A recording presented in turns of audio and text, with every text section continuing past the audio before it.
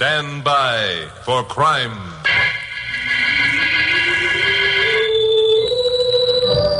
Chuck Morgan speaking, KOP newscaster in Los Angeles.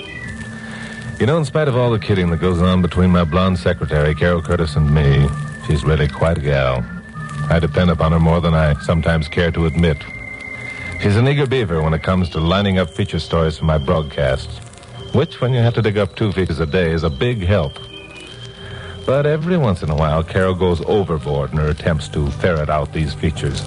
Like last week, she claimed she had a hot tip from a mysterious person whose name she didn't know and who told her that a big shipment of marijuana was scheduled to be smuggled across the border at Calexico.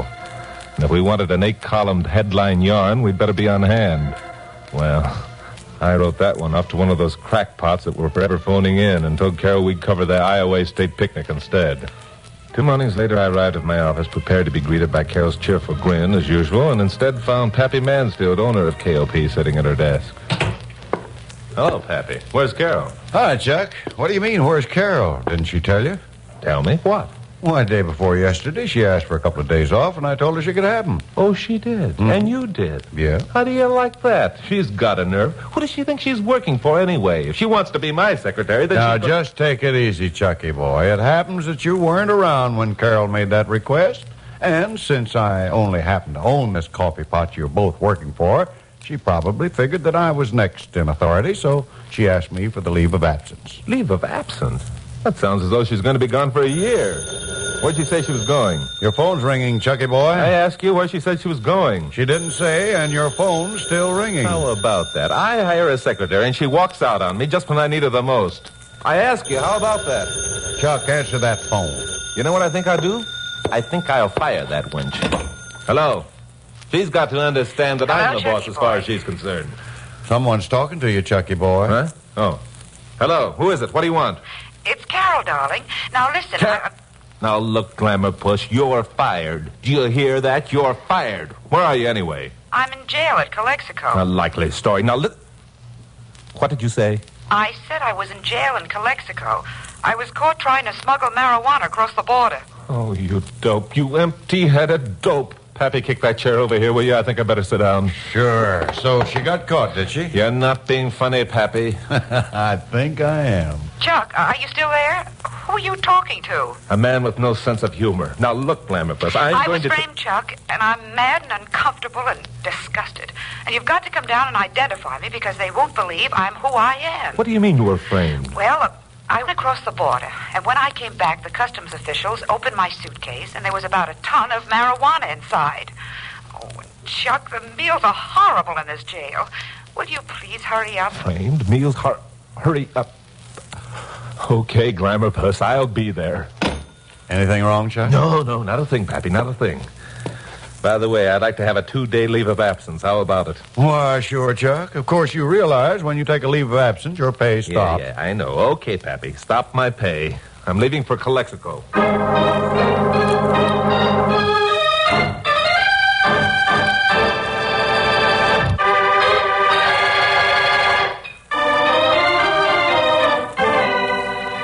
Calexico is a border town lying some 200 miles southeast of Los Angeles. On the other side of the line in Old Mexico, the town is called Mexicali, the names of both being a play on words. A bunch of years ago, there was a song written about Mexicali and some kind of rose. I can hear it now. As I recall, it won popular favor. When I pulled into town around 4 in the afternoon and went immediately to the customs office, Glamour Puss had said she was in jail, but I figured it might be a good idea to establish her identity before I went over to bail her out. I was pleasantly surprised to discover that the customs official in charge was a man named Dave Walker, whom I knew when he was stationed at Tijuana.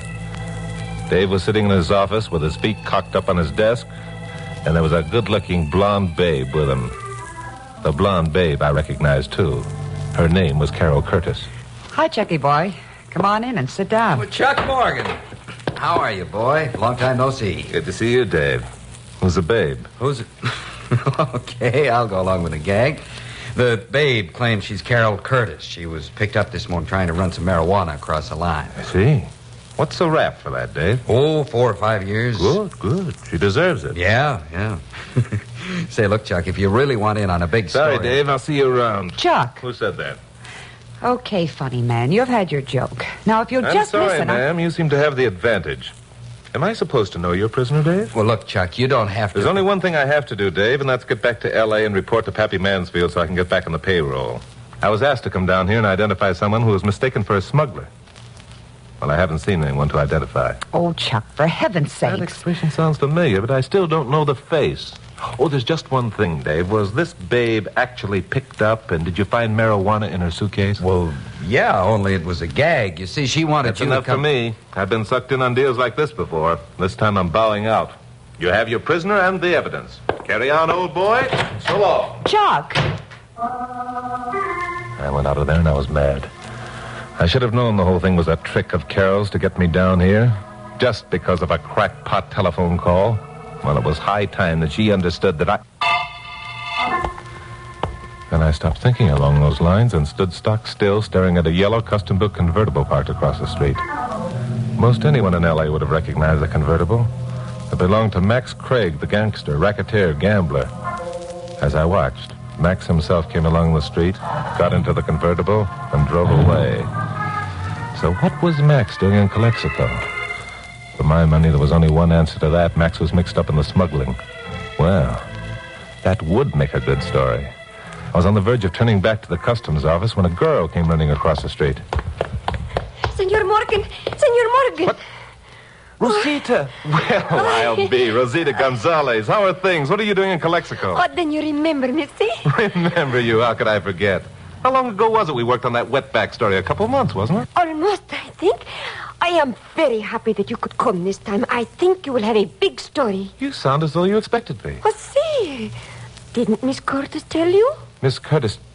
Look, Rosita, let's duck into one of these saloons where we can order a beer and talk.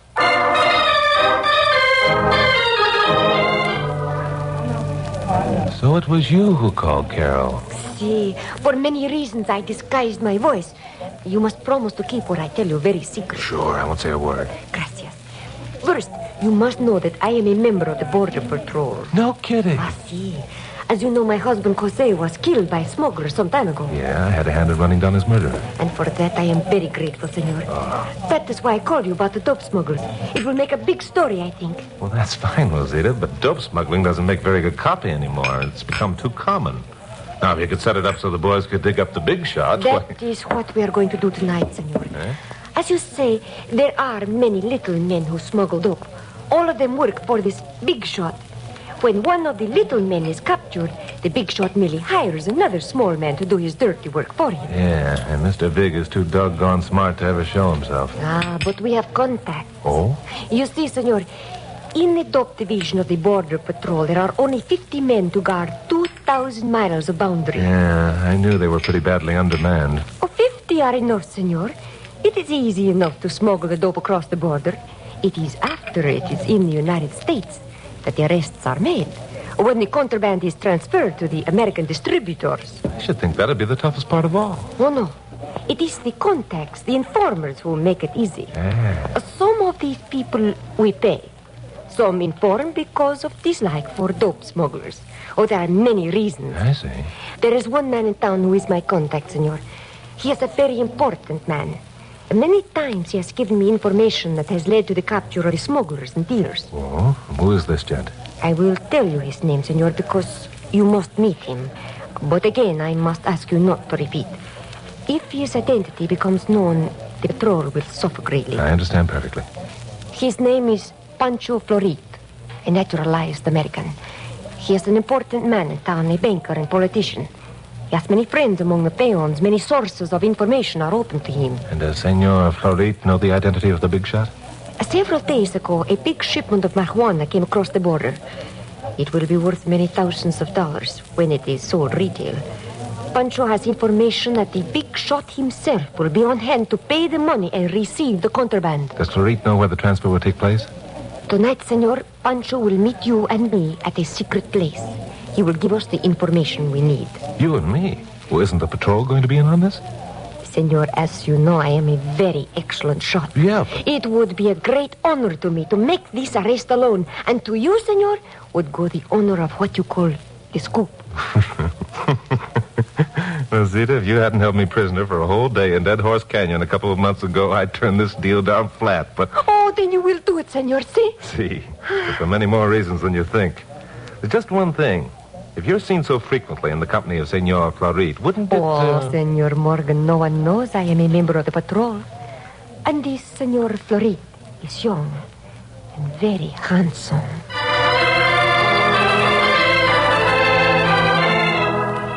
I drove out of town about 10 miles and stopped at a motor court. At 10 o'clock that night, Rosita picked me up. We drove along the highway for half a dozen miles, then turned off into the desert. We came to a wide spot in a dirt road and parked, switching off the lights. There was a crescent moon hanging on the horizon and a soft breeze blowing. You sure your boyfriend will show up? He is not my boyfriend, senor. Pancho is married and very happy with his family. I envy him. But you said that... That he is young and handsome? See. It is very convenient for the roles we both play in this game. Ah, I see. Does the patrol pay Florit for the information he supplies? Pancho will accept no money. Oh? He has 3 children. People who handle dope, he detests more than the lowest form of life. He has seen too many lives wrecked. Yeah, I can go along with him there. Listen. A car was approaching over the bumpy road, its lights out. In a moment, it drew alongside. A man got out, and Rosita introduced me to him. In the dim light, I could see that he was, as Rosita said, young and handsome. He motioned Rosita to get out, and they crouched over a smooth place on the ground. Florit drew a rough map with a stick, speaking rapidly in Spanish. Then he scuffed out the map, said goodbye to me briefly, and drove away. Rosita and I started ahead along the gravel road. This is all very mysterious. It is the only way the smugglers will operate when they make the transfer. Oh, why is that? It is very quiet on the desert at night. An approaching automobile can be heard a long way off. I get it. Where are we going now? There is a deserted range camp not far from here. It is there that the rendezvous will be made. We reached the range camp in about half hour, and Rosita parked behind a clump of mesquite. Then she opened up the trunk compartment, took out a flashlight and 2 guns. She gave me one of the guns, and we went inside. It will be a long wait, senor. You do not mind? Not at all. I have charming company. Gracias. But we must not talk or smoke. Right. The smugglers will arrive first with the dope. We must hold them prisoner until the man who is to buy it arrives. So we waited. An hour passed. 2. The hankering for a cigarette was becoming unbearable. I was considering making a tent of my coat and lighting up when Rosita said... Shh, listen, I think they are coming. This is strange. Pancho said they would arrive by horseback. Something's gone wrong, do you think? I do not know, but whoever these are, they will not be friends. I had an uneasy feeling there'd been a hit somewhere along the line, but there wasn't anything we could do about it now. The car stopped outside, and we heard footsteps approaching the shack. It sounded as though there were a dozen or more. Then the door opened and people came in. All right, get your hands up. Why, you... Get up. Don't shoot again, senor. It is Miss Curtis. You have hit her.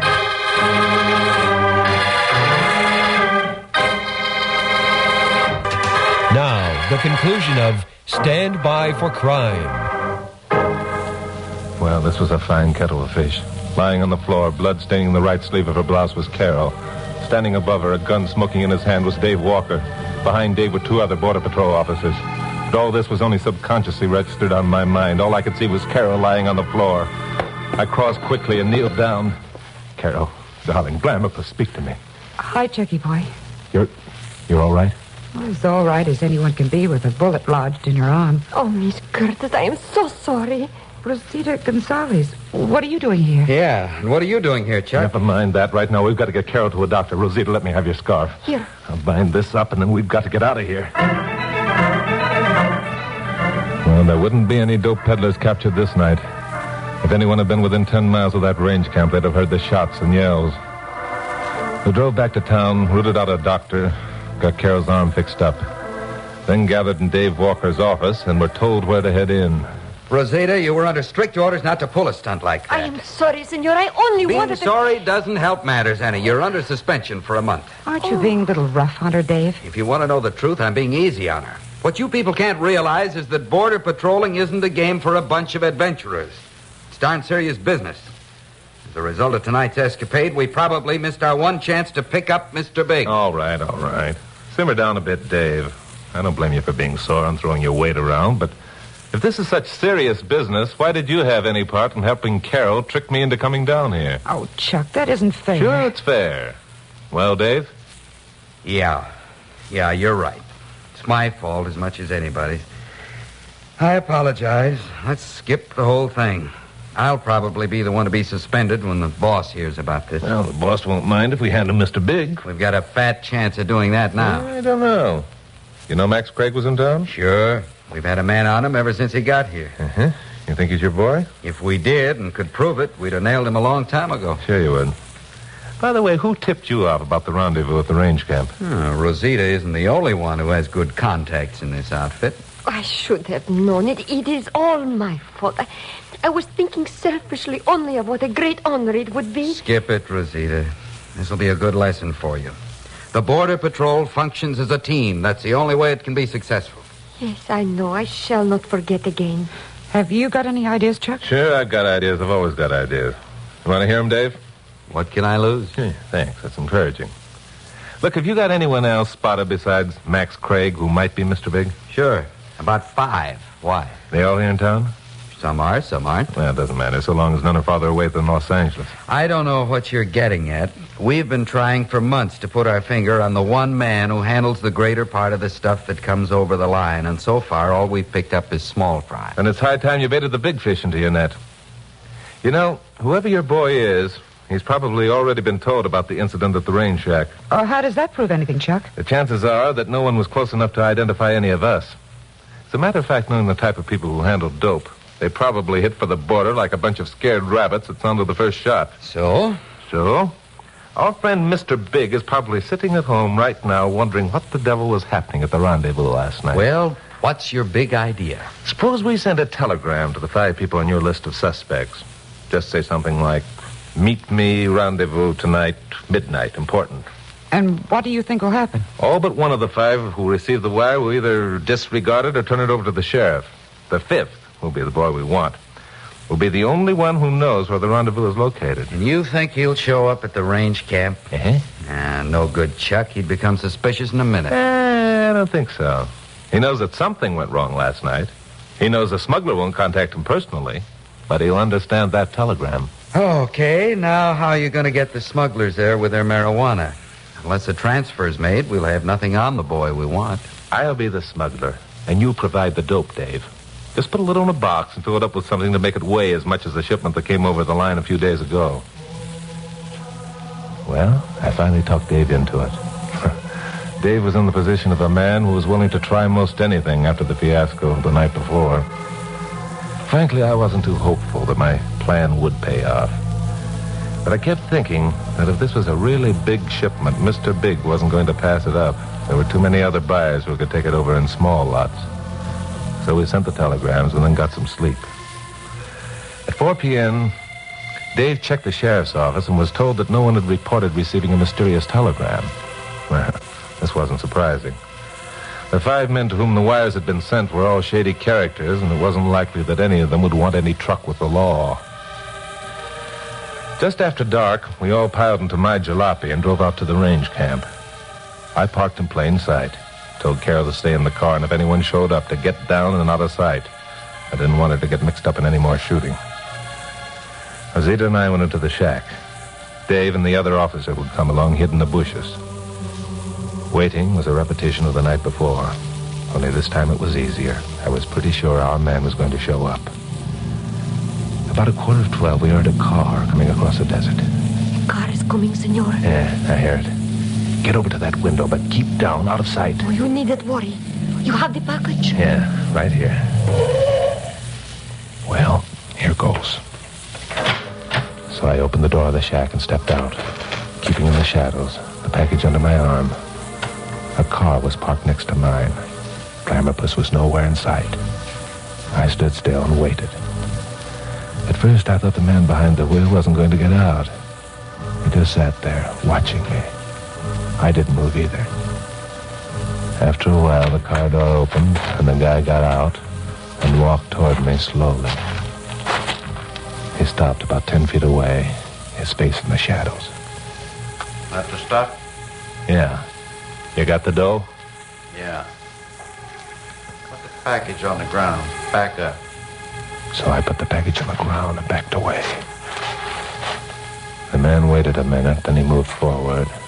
His hat was pulled down and his coat collar turned up. Turn around. So I turned around and waited. A couple of seconds passed. Okay. I turned back. The package was gone. There was an envelope lying on the ground. The man was backing toward his car. I reached into my pocket and pulled out my gun. All right, Pancho Florit, get your hands up. Who are you? Florit didn't get his hands up. He'd been holding a gun all the time. He lifted one arm, slammed a shot at the shack. There was a crash of glass. Then he dropped to one knee and took a shot at me. I let go with an answering shot. But Florit was on his feet, zigzagging toward his car. Dave and his pal were coming from their hiding places. But Florit slammed the door of his car and meshed the gears. Then a figure rose up behind him and smashed something heavy down on his head. He sagged forward like an empty sack. I went running up and found Glamourpuss standing up in the back seat of the convertible with a heavy wrench in her hand. Glamourpuss. I'm sorry, Chuck, but I wanted to be in on this, too. Did I do all right? Did you do... Glamourpuss, remind me to tell you how wonderful I think you are the next time we're alone.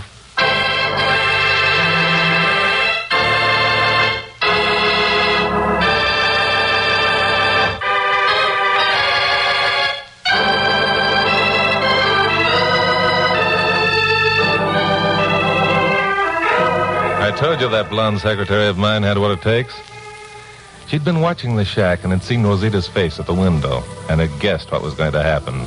Rosita, after all, was a woman and was therefore curious and couldn't resist taking a look at Mr. Big.